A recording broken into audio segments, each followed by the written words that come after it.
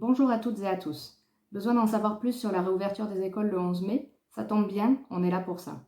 Essayons d'y voir plus clair dans les annonces du président de la République, du Premier ministre et du ministre de l'Éducation nationale. Revoyons ensemble les conditions indispensables à la sécurité et à la protection des personnels et des usagers. Et puis surtout, que fait-on si le plan annoncé ne correspond pas aux conditions de sécurité indispensables? Alors, parlons de ce plan de déconfinement. Dans son discours, Macron a fixé de lui-même la date du 11 mai. D'où vient cette date? Pourquoi si tôt? Pourquoi les écoles en premier? Les scientifiques et les médecins sont formellement opposés à la réouverture des écoles aussi vite. Tout d'abord parce que les conditions sanitaires ne sont pas réunies. Le virus circule toujours activement sur notre territoire et il y a plusieurs études qui tendent à prouver que les écoles sont des lieux privilégiés de transmission du virus. Ensuite, les conditions matérielles ne sont pas là non plus. Nous n'avons pas de masques, d'équipements de protection. On dit qu'on va nous fournir des masques pour le personnel, mais on ne connaît pas la qualité. Et concrètement, on ne sait pas si ces masques protégeront les adultes de la transmission d'un virus. Ensuite, cette annonce, elle a surpris tout le monde, y compris le gouvernement. Il s'est retrouvé en panique à devoir essayer d'imaginer un plan de déconfinement là en 15 jours, 3 semaines. Et il y a eu des interventions médiatiques, des discours, des allocutions qui se contredisaient les unes les autres. En bref, on voit que c'est la panique à tous les étages et que l'essentiel du plan repose sur une organisation locale. Donc ça va être dans les départements qu'il va falloir s'organiser pour proposer un plan. Et pendant ce temps, eh bien, le temps passe, l'échéance du 11 mai se rapproche et on n'a toujours rien de concret. On voit bien que la date du 11 mai, mis à part un impératif économique, eh ben, elle n'a pas d'autre origine. Alors on sait bien que cette situation de confinement qui dure depuis déjà un mois et demi est difficile à vivre pour beaucoup. Déjà pour les adultes et également pour les enfants dont le ministre se sert comme d'un paravent en avançant les inégalités. Oui, il y a des enfants qui vivent dans des familles où c'est compliqué. Il y a des violences intrafamiliales, il y a le décrochage scolaire, il y a la fracture numérique, il y a les inégalités sociales, territoriales, culturelles. Tout cela, ce n'est pas nouveau. Et on sait bien que l'école, dans le système tel qu'elle est actuellement, elle favorise et elle accroît ces inégalités. Bon, alors oui, il faut rouvrir les écoles pour repenser à toutes ces personnes. Mais on ne peut pas le faire n'importe comment.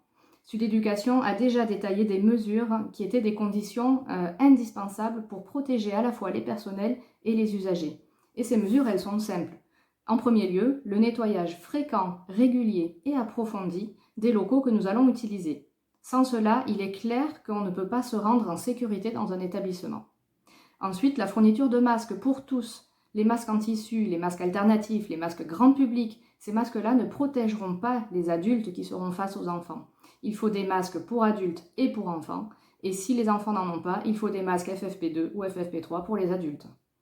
Ensuite, il faut des tests réguliers, il faut un dépistage régulier des adultes et des enfants qui vont fréquenter l'école pour pouvoir programmer l'éviction de toute personne qui présenterait des symptômes.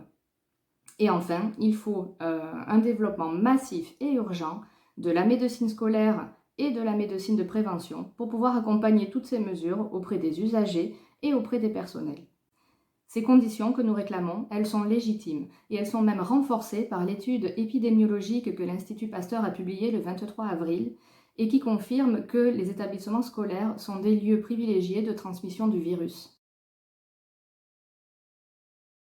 Alors, pour conclure, si le plan de reprise ne concorde pas avec les conditions de sécurité qui sont nécessaires, très clairement, nous ne nous rendrons pas dans les établissements ni dans les écoles.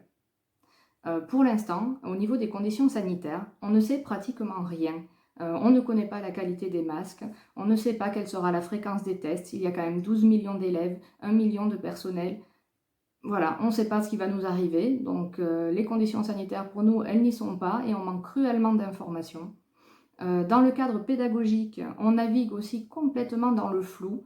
Il s'agit de rouvrir les écoles pour réduire les inégalités, mais c'est sur la base du volontariat des parents. Mais ce volontariat, il est soumis aussi à la réouverture des entreprises et au retour au travail des parents, parce que s'ils doivent retourner au travail et que l'école est ouverte, eh bien, ils n'auront pas d'autre choix que d'y envoyer leurs enfants. On ne sait rien finalement, on ne sait pas quel est l'objectif pédagogique, l'objectif économique, quel est le cadre sanitaire.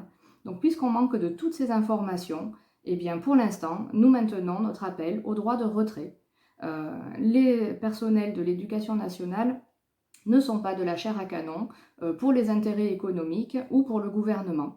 Voilà, on est des employés, on a un employeur, cet employeur nous doit la protection et la sécurité, nous attendons donc de lui qu'il respecte ses obligations. Ceux qu'ont le pognon, ceux-là reviendront, car c'est pour eux qu'on crève. Mais c'est fini, car les troufions vont tous se mettre en grève. Ce sera votre tour, messieurs les gros, montez sur le plateau. Car si vous voulez faire la guerre, payez-la de votre peau.